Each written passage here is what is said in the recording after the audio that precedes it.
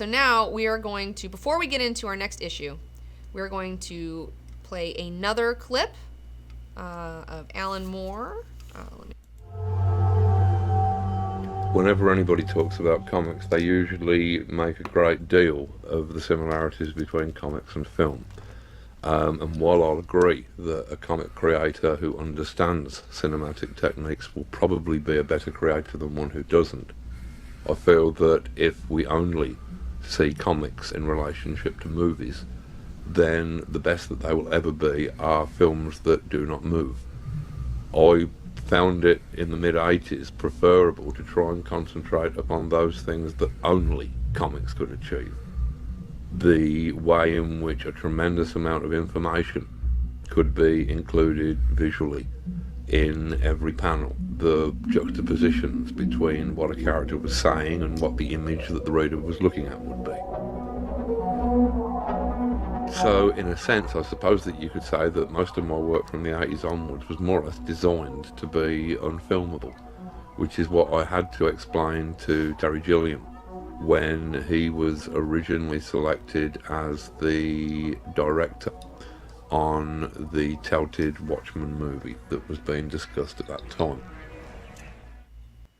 I just love that he understood his medium.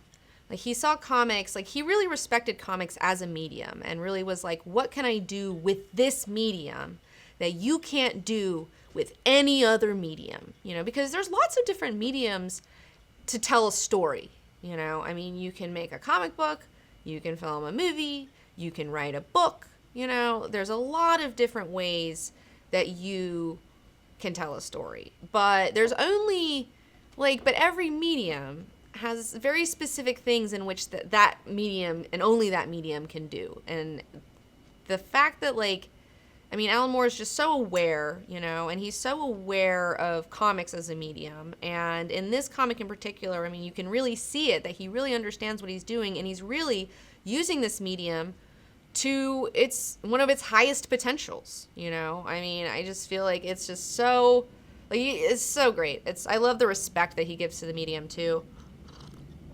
Because that's something that's like, you know, I mean, I'm a big fan of things that people think are taboo or that think that are lowbrow, but really are like awesome, you know? And I think like Moore is too. And the comics are absolutely that, you know, where it's this kind of lowbrow, like whatever thing. But it's like, I mean, but here's the good thing about when people think things are lowbrow is then people don't pay attention to them. So you can sneak all sorts of shit in there. Like, oh, like, let me put all this. And like, oh, Moore took that and ran with it. You know, he took it and ran with it. Although, fuck, who here would like to see a Terry Gilliam fucking Watchmen movie versus a fucking Zack Snyder fucking Watchmen movie? This girl. Although, dude, that guy's in trouble. He should have said nothing. Like, he started talking about the Me Too movement. He fucked up. It was like, shh, I don't necessarily disagree with everything he's saying, but shh. But what happened to Terry Gilliam's movie? I don't know what happened to it. This is the first I've heard of it, this clip. I was like, oh shit, I had no idea that this was a thing.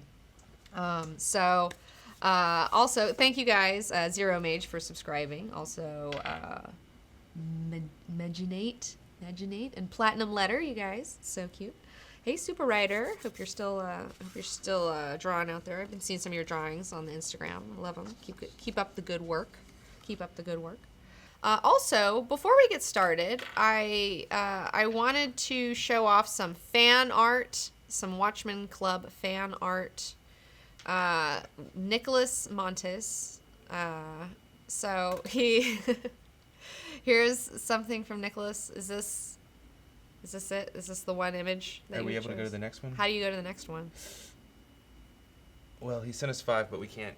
Unfortunately, live we can't switch to the other one. Well, we can't. Unfortunately, live we can't switch to the other one. This is a whole thing. But we got a whole series of these. We got a whole series.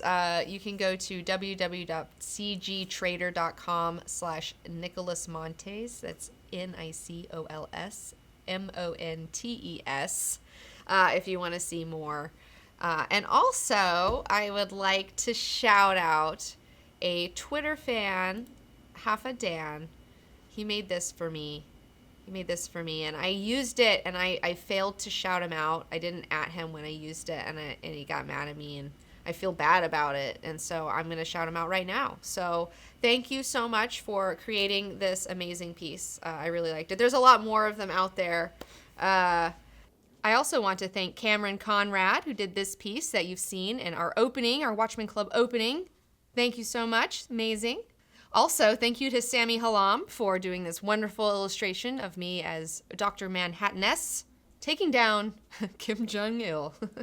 Sure. And finally, biggest thanks to Matthew Skiff, who did all of our illustration work for Watchmen Club. I am so in love with all of your work. You guys are the best. Thanks, everybody. Love your art.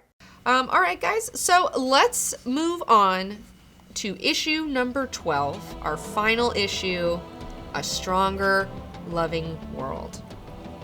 Here's our recap.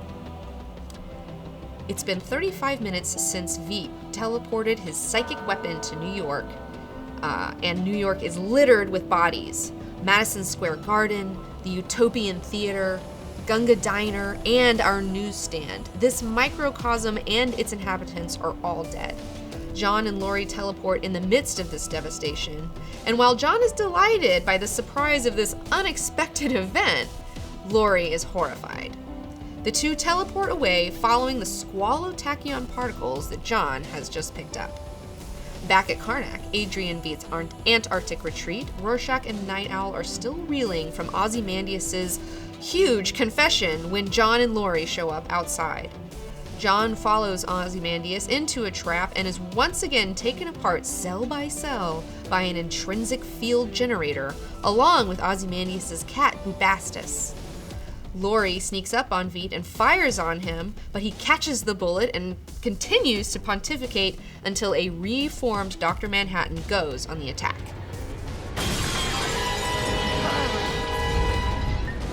Adrian is saved when he turns on his TV wall and reports of the end of the war start rolling in. John, Laurie, and Dan all agree to compromise with Veet and stay quiet about the truth rather than destroy the world peace he has achieved. Dan and Laurie console one another in each other's arms, while John subdues and murders Rorschach to keep him quiet forever. Well, what are you waiting for? Do it, Rorschach. Do it!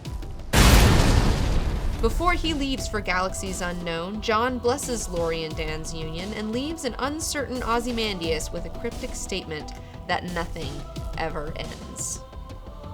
Fast forward to Christmas in sunny California, where Laurie and Dan, now undercover, visit Laurie's mom Sally to let her know they are still alive and well. Laurie also reveals that she knows her father's true identity and absolves her mother of any wrongdoing, healing their relationship at long last. And finally, back in New York City at the offices of the right-wing magazine, The New Frontiersman, the foolish intern Seymour is back at work with lunch and given free rein to run anything from the crank file, where Rorschach's journal and the truth patiently wait to be discovered. And that's it, guys. That's all she wrote. That's the end of this guy. Man, I had so much fun reading this with you guys. Thank you for doing this. This is so good. All right. So where do we want to start with all this? I mean, I think we should just go to the book cam. I think we need to start with some book cam action. Oh my lord, these pages are so amazing. I love these fucking splash pages. Holy shit. Okay, so first we have Madison Square Garden, where Pale Horse and Crystal Noct were playing. All of the youth culture top knot dickheads are there. You know, everyone's fucking dead. You see that the clock is at midnight, but the clock kept running. You know, it kept running after this clock was not stopped. This one kept running after it was after Adrian's deal. So, although I think that, I mean, do you think that Adrian wanted to do it at midnight and he had to do it early at 11:25 because Rorschach showed up, and so he's like, fine, I guess I'll just do it now. You know, like. Anyways, yes,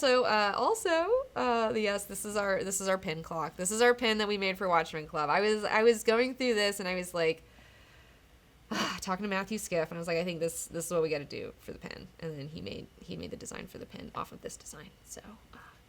And then I love that we go to 2 more pages. So here we're at Madison Square Garden. We know where that is. They've shown us several times in the comic book where that is in relation to our street corner. Here we have a zoomed out view. So here's Madison Square Garden. We're further out. We see devastation here. Fucking tentacle deal, just blood everywhere. Then we get to the Utopia Theater, where the day the Earth stood still. And I love that it was the Utopia Theater. It's like, oh gosh, it's Utopia. Oh. And then, you know, more dead people. We have our watch seller over here, covered in his watches. And then we go Gunga Diner. Here's Gunga Diner, where we've been. We've been to Gunga Diner a few times, and here's all of our dead people here. Then we have Promethean. Here's the Promethean Cab Co. Joey and Eileen. Malcolm and Gloria. We have the shadow of the dead lovers here. I mean, how beautiful is this? Like, are you fucking kidding me? You know, it's like these, like, even though that they were trying to break up, she still sought, like, Eileen still sought Joey out at the end, you know, and, like, maybe they instinctively knew they were going to die. Maybe they wanted to be together in their last seconds. I mean, same with Gloria. Like, nobody wants to die alone, you know, you want to die in the arms of your lover, you know, like, you don't want to, it's so scary dying. It's so fucking scary. So now we see some of our people, and then super sad. This is the money shot here. Then we have our newsstand. This is our newsstand where we've been so long, so good. And then here we have the 2 Bernards, and he's trying to protect him. Oh, that's so good, so chilling. Oh. Also, if you notice, see all this green goo, you know, and it's like, or all die, you know, it's like Center for Spatial Studies, or all die, we all fucking died here, you know, like, ugh, so good. That was really, I really like that little touch. And I love this monster. So yeah, this place, the Center for Spatial Studies, this is the teleportation place, and when Veet teleported this creature here, showed up here, killing everybody inside, you know, killing more people who know about this whole situation. And that's how it got teleported here, because they had an office there, and at the office they had a teleporter, you know. It wasn't just random. It's like they had to have a fucking teleporter there. So, but yeah, I just love that we have 1, 2, 3, 4, 5, 6 pages just showing you the devastation, you know. I think that's just, it's so beautiful. It's really well done. Really well done. And then also, it's like, if you look here, okay, so now we have Lori and John.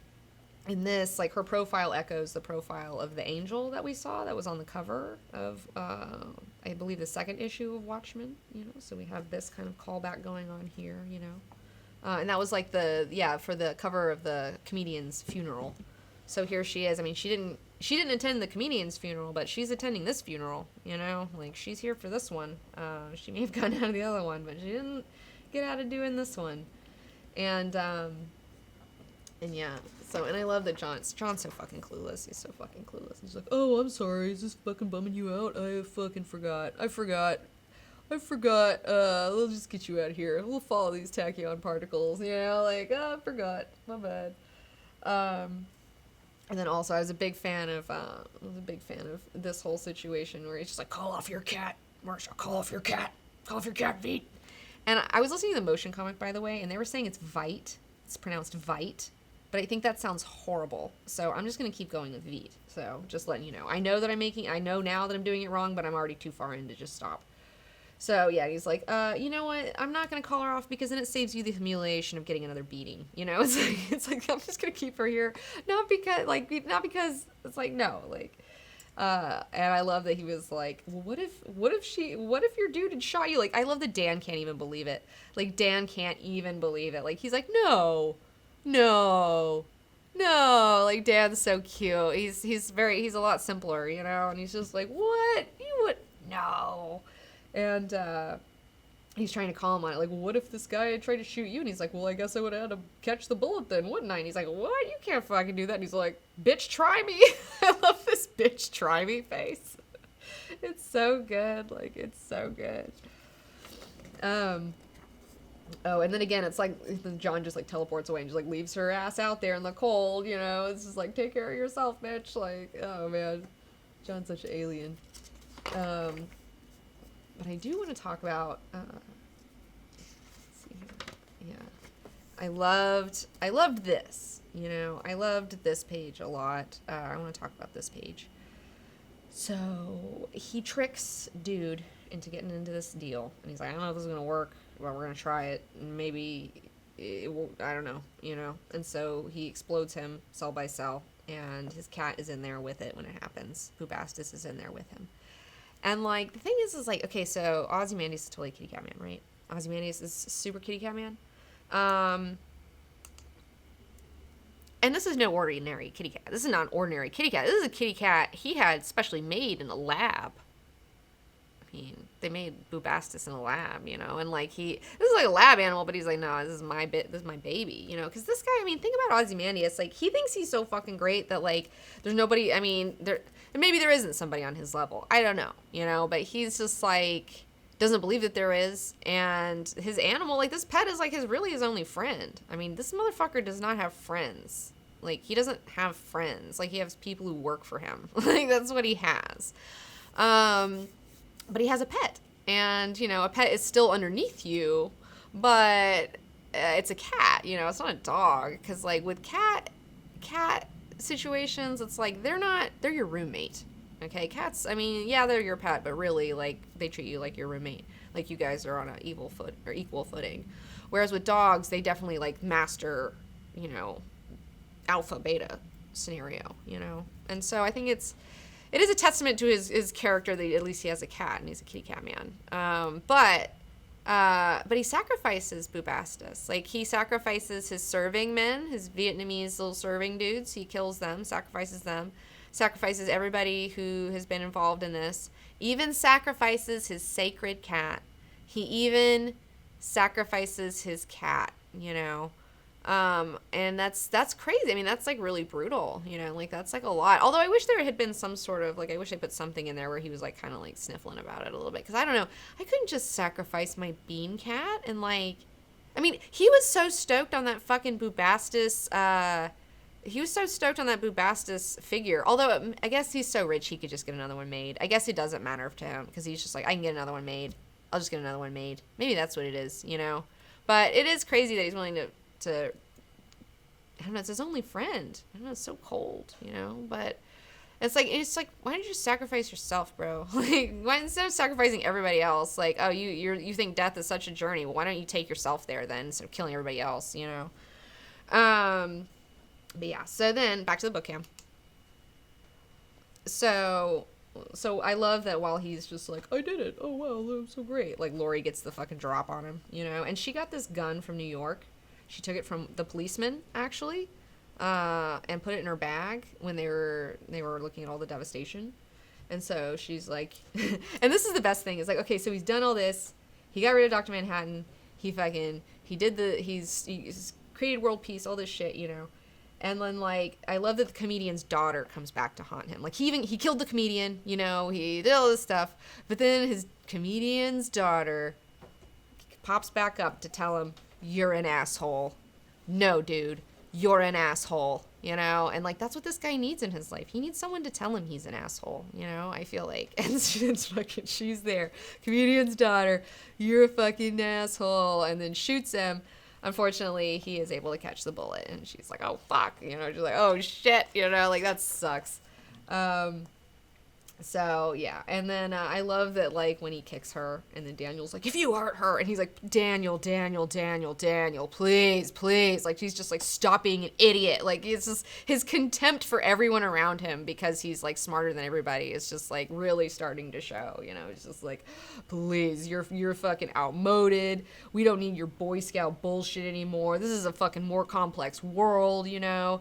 And that's what Alan Moore was just, like, talking about in one of our earlier clips, is how we have entered this increasingly complex world. We have entered an increasingly complex world that is getting more and more complex by the fucking second, you know? I mean, the way technology has increased and advanced and all these things that are happening, you know, the singularity, all this shit is going on, and I don't know where was I going with this? I don't even remember where I was going with this, you guys. Tyson, what do you think? How did he catch the bullet? How do you catch the bullet? Okay, well, I already saw Pierre Jerome, who was like, nobody can catch a bullet, and I was like, no, yeah, I know, nobody can really catch a bullet, like, it's bullshit, but it's a comic book, and in this comic book reality, yes, he was able to really catch a bullet, which is fucking crazy, though, but that's also just goes to show you how fucking nuts Adrian is. Like, how fucking, like, as lonely as John is, Adrian's also super lonely. I mean, he's so fucking advanced, he can fucking catch a bullet. Like, what? Like, who does this guy gonna hang out with? What? But he doesn't have superpowers. How's he? He Lex Luthor. He's the pinnacle. He's the pinnacle of humanity. No. Yeah. I got a problem with this scene. Yeah.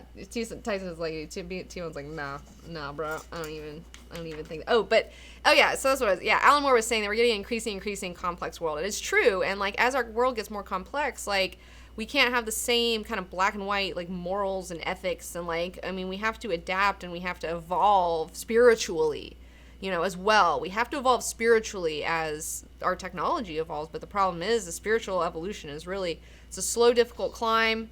We're not really good at doing that in our society. It's not at the same level as technology. That's why we, again, have, like, Black Mirror episodes where it's like, this is what could happen, guys, if we're not careful.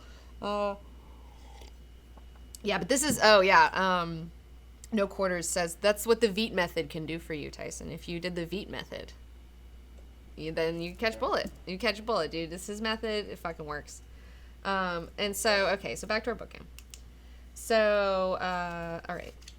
So we have, dude is, like, back, he's like, dude, I'm so disappointed in you. You're a fucking idiot. This world's smartest man, my ass, That was the first thing you learned how to do, bitch, like, what the fuck's your problem? And then he's like, oh, what's this, some fucking ultimate weapon? He's like, yeah. And turns it on, it's TVs, and all the news starts rolling in. I love all these crowded balloons. It's, like, really, in my mind, it really was like, I could hear all the different voices at once, like, like, it was so good. It really translated it, like, in my mind, like, perfectly. And then he's like, I did it! I did it! He pulled it off! I like that he cries. Fuck yeah, he does cry. He gets a little emotional. Finally, you fucking freak, you fucking sociopath. Like, good. I'm glad you have some emotions in there somewhere. I did it. That's so exciting.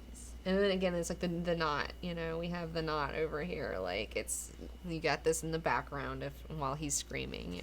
That was his knot, and he fucking did it. But yeah. So, and then of course, Rorschach's like, no. Like, everyone's like, well, John's like, well, yeah, just, shouldn't fucking say anything. Guess we should just fucking keep to ourselves. Lori's like, really? Like, and then I love that she, again, as the comedian's daughter, understands the joke, the ultimate joke of the universe, where the greatest thing she ever did was fail to stop Adrian. Like, the best thing she ever did was fail to stop this guy's plan, like, and she's like, what a joke, like, oh, fuck, like, it's so stupid, it's like, oh, the universe jokes are hilarious. And then, she's like, but fine, okay, I'll shut up. And then, at first, Night Owl's like, I don't know if I can do, oh, okay, fine. Yeah, okay, fine. And Rorschach's like, nope, bitch, I'm not doing that. And he just, like, walks out, which, by the way, this pool scene, how beautiful is this pool scene? God, I can just, again, it's, like, so, like, in my mind, I can just, like, feel this huge room with this pool in it, and it's reflecting shadows, it kind of reminds me of, what was that, the Death Becomes Her, where they have that mansion pool in Death Becomes Her. Like, this is kind of, like, the same shit that I imagine.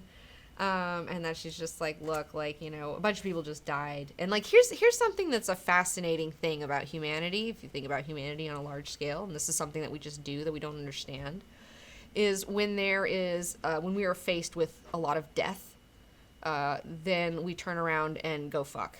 Like, when faced with death, there is absolutely a surge in conception that happens. Like, after, again, baby boomers were a product of World War II. Everybody came home, they're like, yeah, I'm tired of war and killing folks and seeing dead bodies. I'd just rather just make some new babies, And it's also this, like, replenishing thing that happens. And so this is what's going on with Dan and Lori. This is how they're dealing with it on a human level, It's like, this is how they're dealing with the fact that millions of people just died as a sacrifice for this peace, and they know that And the only way they can deal with it is by, you know, loving one another, you know, and possibly creating new life. But just, you know, you put that love out in the world. A simple thing we can all do.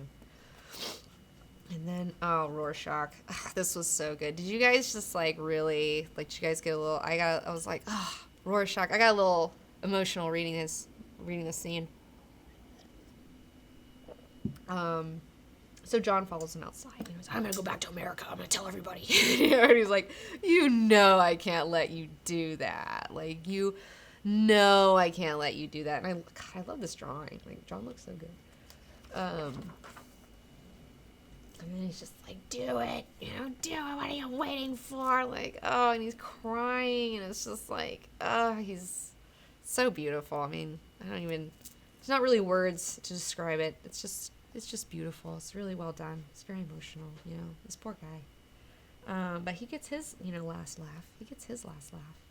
But then, yeah, okay, so after he takes out the trash, we gotta go back inside. He sees Lori and Dan together, but now he smiles upon them. I like this a lot. I like that he's accepted it. Like, I like that he's like, blesses this union. And it's like because he's like, I can't be with this bitch. Like, we're not on the same level. Like, this is crazy, you know? Like, I need to let her be happy with somebody else who can actually be with her, you know? Because I can't. So, and he gets to a good place with it. And I'm like, I'm happy for that. Like, I like that this was specifically put in there, that he witnesses it and he's not a dick about it. And then he walks on water because he's like, you know, he's become enlightened, you know? Like, Jesus walks on water. Jesus was an enlightened figure. So, like, he's become this loving figure who is kind of free of his mortal bullshit, you know. Now that he's let go of the girl, which in some ways sucks because he's not a human anymore, but at the same time, now he is just what he is, which is something that is not human. Like, he's surpassed humanity. And so, surpassed it so much that he can walk on water, and through the wall, and up the wall, and over here, and through your little orrery. I love Ozymandias' orrery, where he's like, I'm looking at my stars, and I've got my little meditation block that I sit on, and my little, here's a model of the universe that I have here.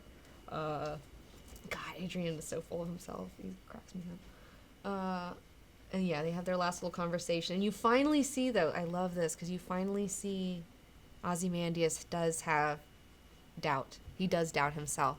He does have a little bit of that human doubt, you know. He's just like,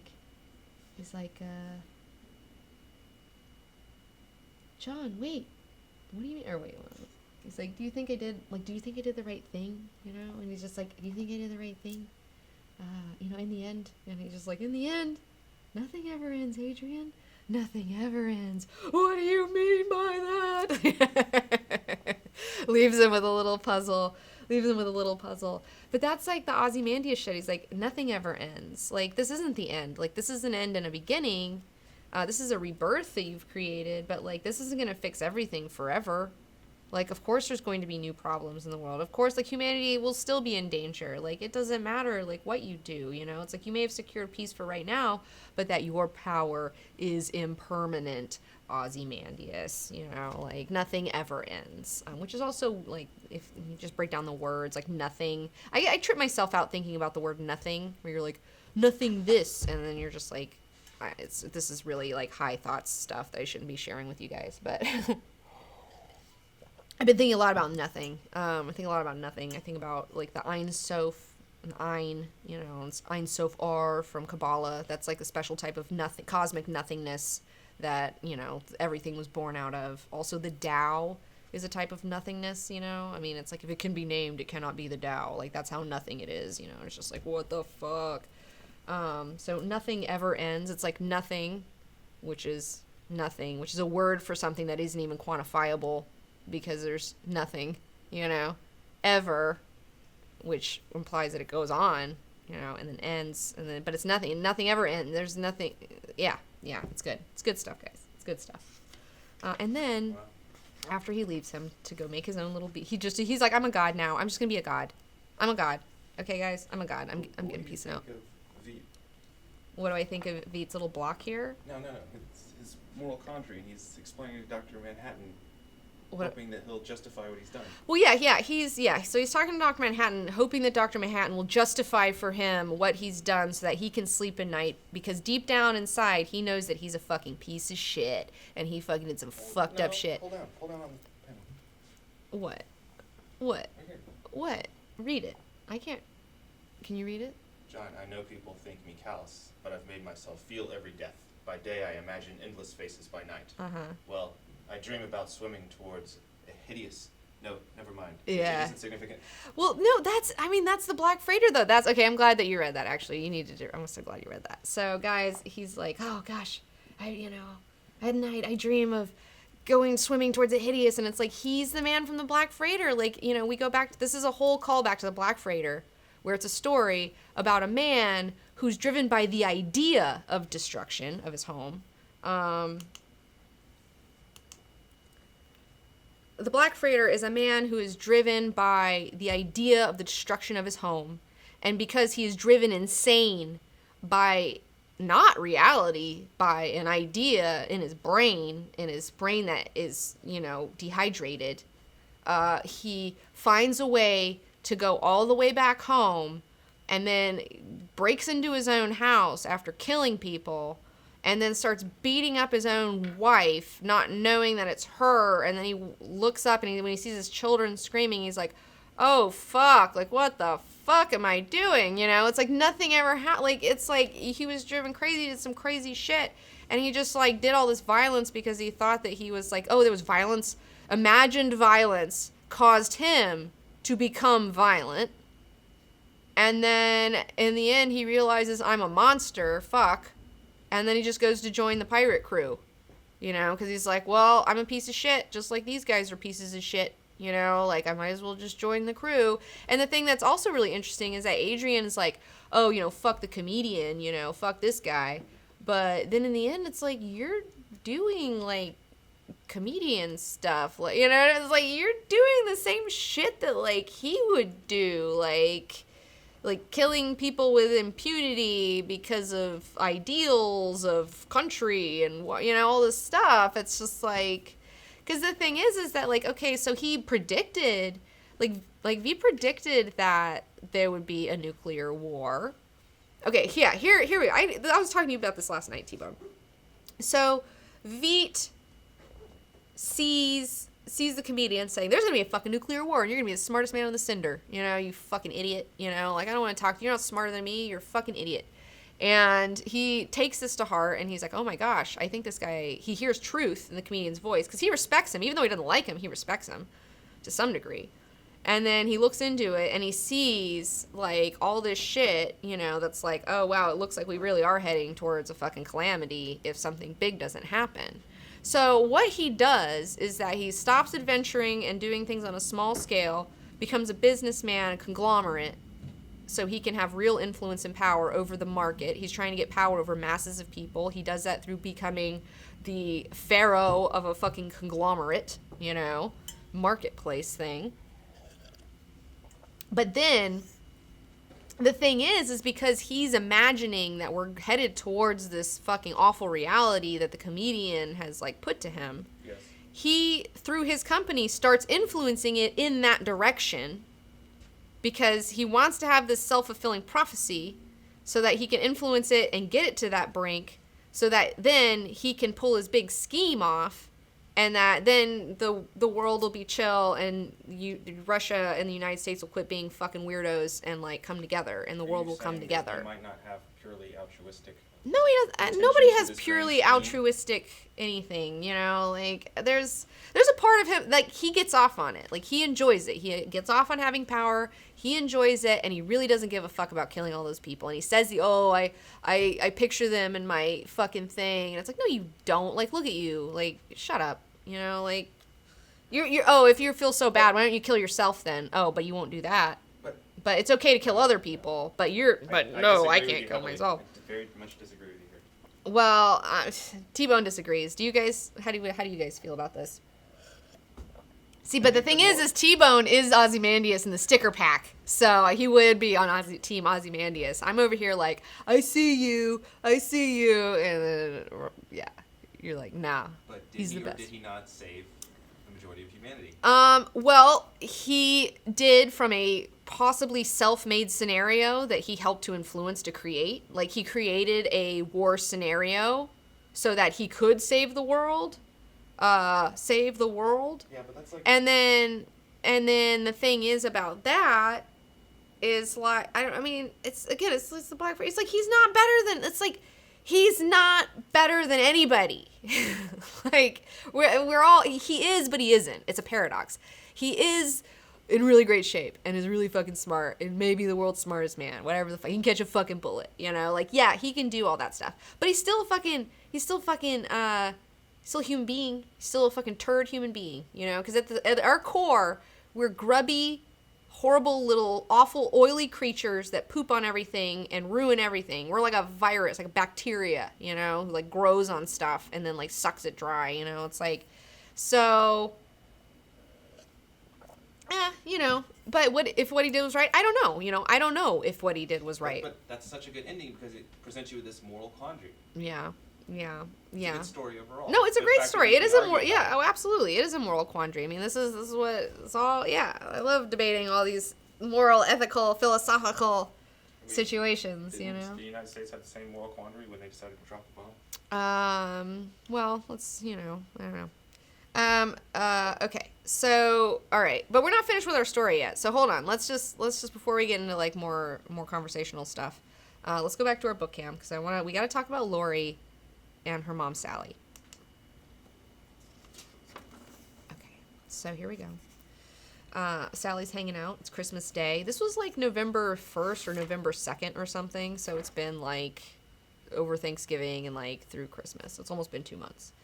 And she thinks that, she's like, oh my gosh, she knows that Dan and Lori were like doing stuff and she's afraid they got killed. You know, she thinks that they're probably dead, you know, but hasn't quite, you know, figured it out. But then they show up, they have these horrible blonde haircuts, these horrible blonde situations, they're undercover. Sally's like, oh yes, you know, come back in. And I love that Sally likes Dan because Dan's like, okay, so she's like she's an old siren, you know, like she was a siren, she was a vamp, like she liked getting attention, like, you know, it's part of her power. That's where she gets some of her power comes from. And so, you know, when Dan comes in, he's like, oh, I'm a fan from way back, you know, and she's like, I like this one. Like, I like this one. Like, this one's a good one. Because, like, oh, my God, I'm sure that, like, she was so bummed on John. You know, John is such a dry, fucking serious daddy, man. This guy is way more fun.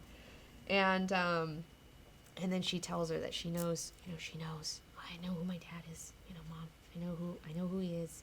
And she's like, her mom starts to try to apologize to her, you know, and it's so funny. It's like, okay, so she's trying to apologize to her for the afternoon that produced her.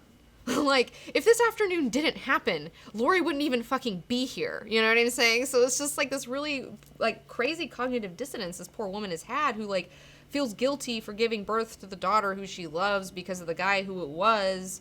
But then it's like, she doesn't have any, it's like she wouldn't even be here if that afternoon didn't happen. You can't apologize for that shit, you know, like, and that's what she tells her, is like, you know, life takes you strange places, and like, I know how that is, you know, like, you can't talk about it. Like, I love you, you never did anything wrong by me, and it was just like, oh, so good. Like, I loved it. I love seeing these two women, you know, come together and heal. I think that's really awesome. And it's true.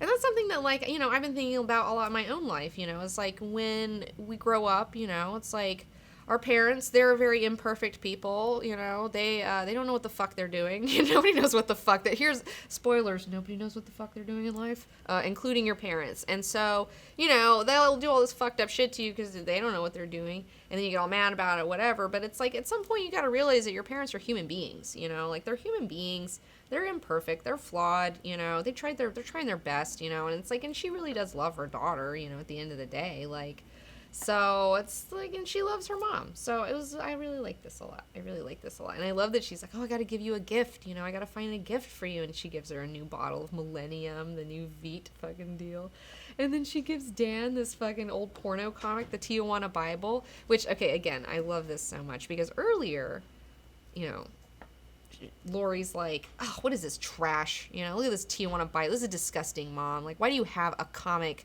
a porno comic of yourself, you know, like this is so gross. But then Dan over here is like, oh fuck, like I fucking had this issue, you know, like it's like she's like, oh bless you dear, take it, just don't tell the wife, you know, like, and he's like, these things are valuable, and like it's the exact same thing that Sally was trying to tell Lori is like, these things are valuable, like you don't even understand, like, because Lori has no understanding of what, like she just doesn't get it for whatever reason, but Dan does get it. Dan fucking gets it, and that's like, just don't tell the wife, you know. I thought that was such a good interaction, like I love Sally. She's like super fave. And then they leave, you know, and I love that Sally's like, well, I want some kids, you know, I'm a mom, that's what I do, I go start telling you to have kids because that's what parents do, they're annoying about that. And like he's like, well, what do you think? It's kind of a good idea. And she's like, dude, we're gonna have some fun first. Like, I want to go adventuring. And like, what's interesting about this is like her mother. Okay, so their whole life, right? Their whole relationship has been like, she's like, you're forcing me into adventuring. I wanted a normal life. I didn't want a crazy life. You know, you made me do this shit, Mom. And Mom's like, you know, and we heard like in her interview, she's like, I don't think Lori would have liked being normal. You know, like I know her because she came from me and she's a part of me, and I don't like being normal. Like I'm a fucking crazy bitch and she's a crazy bitch. So like, she's not gonna be happy doing that. But when she leaves, you know, it's like she gives her blessing to be normal finally. And it's just like not pushing her to be an adventurer, is pushing her to be normal, say, have some kids, do some normal shit, you know? And then the minute her mom's like blesses her to be normal, which is what she, you know, Lori was saying that she wanted her mother to be like this whole time. Then Lori turns around and is like, bitch, you're gonna be Night Owl? I'm getting in on this shit. We're gonna go adventuring. Like, I'm not staying home and doing diapers. Like, I'm fucking having a good time, you know? And it's like, it just shows you that, like, how her mother was totally right about Lori, you know? And Lori doesn't even, like, get it. You know, it's so cute how they flip-flop. I love it. I thought that moment was so great. And then also, okay, so now she's in on it. Now she's in on the joke. Now comedian's daughter is in on the fucking joke. She wasn't in on the joke before, that's why she was pissed. Now that she's in on the joke, she can laugh about it. You know, now she's ready to take on being comedian too. You know, because she was Silk Spectre too. But now she's like, hey, I want to get something with leather, with like something that protects me with leather and like a mask on my face, and maybe I should carry a gun. You know, maybe I should carry a gun. It's just like so good. Like now she's gonna be your dad, you know, like she was her mom for a while, but now she's like gonna be comedian too, essentially, which I love that. So I love that Lori is gonna start a new life, and now she's gonna explore like her paternal side, the inclinations that she has. But I thought that this was really beautiful, how like the mom's watching them walk away, and then she goes and kisses the comedian, and then can be like sad about it. I'm getting sad right now. It's so good. You know, it's like, it's so good. You know, it's like, and it's so beautiful how in this story you have a man who wronged a woman, and yet she was able to forgive him and fall in love with him, you know, and had a child from him, and was, you know, shamed for that love her whole life just because Night Owl did that expose and like called it out, and then she had to act like she was this big victim, and like it brought up all this other stuff, and it fucked up everything. And it's like she had healed, and like she had to go back and like unheal, and then now she has to heal again, you know, and she finally can. And it's beautiful when somebody can like forgive somebody who wronged them, you know. I feel like right now, you know, we have a lot of this attitude of like, if anyone ever fucks up, you know, it's like, oh, fuck them for life, you know, fuck them for life, you know, we should take their job, we should take their whole life away, you know. And it's just like, I don't know, dude, like once you find someone who's fucked up, and if they legitimately fucked up, then like, yeah, you need to be, you know, called on your shit to some degree, but there also has to be a forgiveness phase and a healing phase, you know. It can't just be like, you're the worst, you know. It's like, you gotta. And this lady was able to do that, you know, like somebody who really tried to wrong her, like somebody who tried to do something horrible to you. Like, I mean, it's like, can you imagine someone who tries to rape you, punches you, you know, acting crazy, And then like later on, you're able to find, you know, forgiveness for them, and not even just forgiveness. You're able to fall in love with them, and so much so that you would keep, you know, a daughter by them and have them like tied to you like that for the rest of your life. You know, I mean, that's beautiful. Like, that's so fucking beautiful. So I loved it. I loved it. And then back to the book cam, back in New York. We got Seymour at the offices, and I love that the dude is like, dude, 6 million people died, or like half of New York died, and like you weren't one of them. Like, this guy is so fucking savage. Like, this is the most savage boss like ever. But yeah, so he's got his stupid intern, and again, it's like we talk about how the comedian died in the beginning, you know, and the comedian is like another word for the fool. You know, and then we have this fool-ass fucking intern, you know, it's like, oh, sloppy dude, and he's got the dumb shirt on, and then he's got the, so good, love it. And then the future's in this idiot's hands, you know, like, and that's the universe, folks. That's the joke of the universe, you know what I'm saying? The universe has a wicked sense of humor, and the story ends with this dumb idiot who's got the truth right by his fucking hand, who can expose the whole thing potentially and like undo everything. You know, it's just like, it's such a perfect ending. And then we get It Would Be a Stronger World, a Stronger Loving World to Die In by John Cole. It's a song by him. I tried to listen to it last night. It was way too much for me. It was way too much for me, guys. Like, I'm not even gonna front. Like, I started listening to, I had to turn it off. It was like that Dadaist music that's just like lots of sounds and like random words and things don't make sense, but I do like the ending verse. It makes sense to me, to die in a stronger world, to die in a stronger loving world, you know. So it's like, you want to make the place like better, but you also have to always know that like you're not going to be here forever. Like, you're going to die, but the only thing you can really do is help make a better loving world, you know, a better loving world for your kids to die in, and for your great grandkids to die in. All right, so that wraps up issue number 12. I would like to do another more clip before we take a break for a few minutes, and then we are going to come back and start doing our Q&A. So here we go with our clip. In the mid-1980s, I was asked by an American legal institution known as the Christic Institute to compile a comic book which would detail the murky history of the CIA from the end of the Second World War to the present day, covering things such as the heroin smuggling during the Vietnam War, the cocaine smuggling during the war in Central America, the Kennedy assassination, and other highlights. What I learned during the frankly horrifying research that I had to slog through to accomplish this was that, yes, there is a conspiracy. In fact, there are a great number of conspiracies that are all tripping each other up, and all of those conspiracies are run by paranoid fantasists and ham-fisted clowns. If you are on a list targeted by the CIA, you really have nothing to worry about. If, however, you have a name similar to somebody on a list targeted by the CIA, then you are dead. The main thing that I learned about conspiracy theory is that conspiracy theorists actually believe in a conspiracy because that is more comforting. The truth of the world is that it is chaotic. The truth is that it is not the Jewish banking conspiracy, or the grey aliens, or the 12-foot reptiloids from another dimension that are in control. The truth is far more frightening. Nobody is in control. The world is rudderless.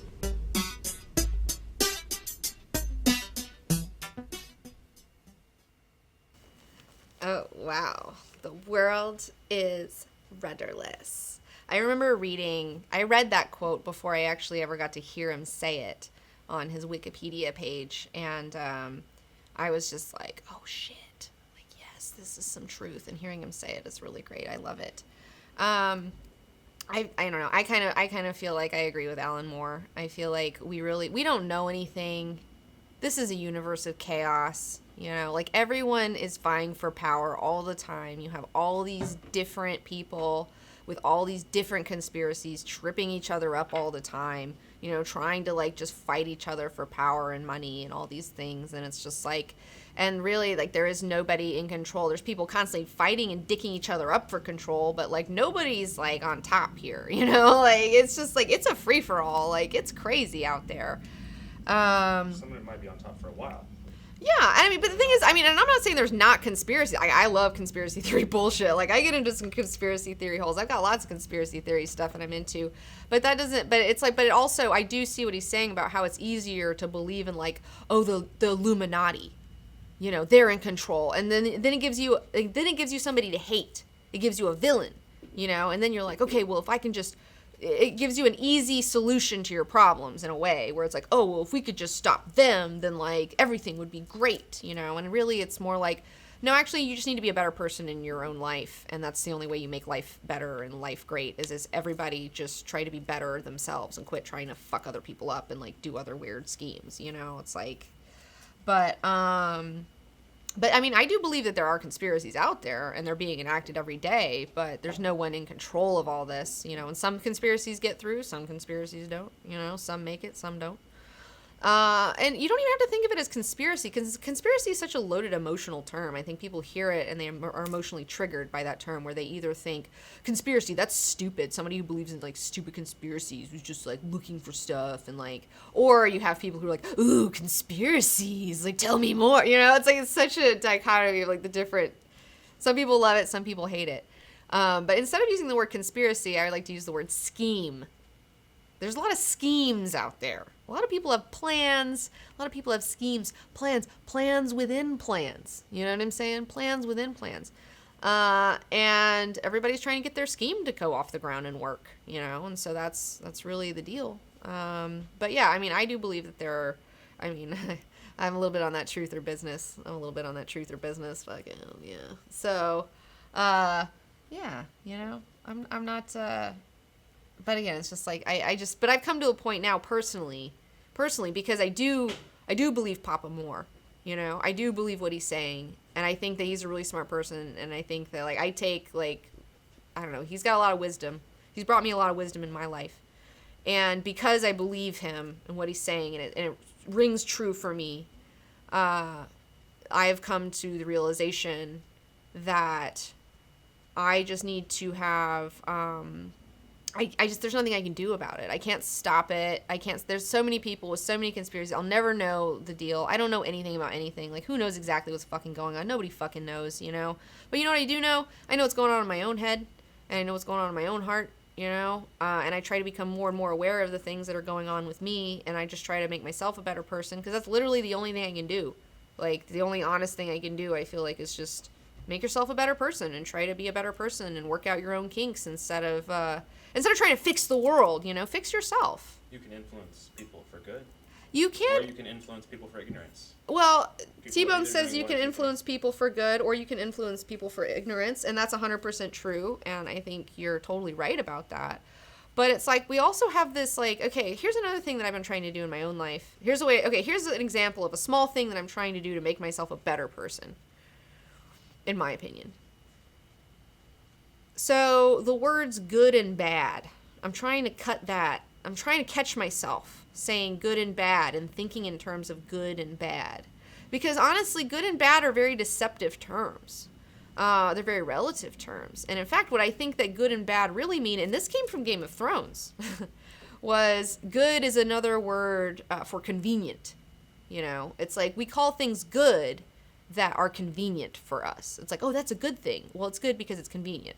Oh, that's a bad thing. Well, it's bad because it's inconvenient. You know, like, that's really what we're talking about. We're not really talking about these ideals, you know, of evil and of, like, saintly, you know, this heaven and hell thing we got going on. It's just like, I'm trying to break myself out of that. And it takes a lot of time. And I'm doing it.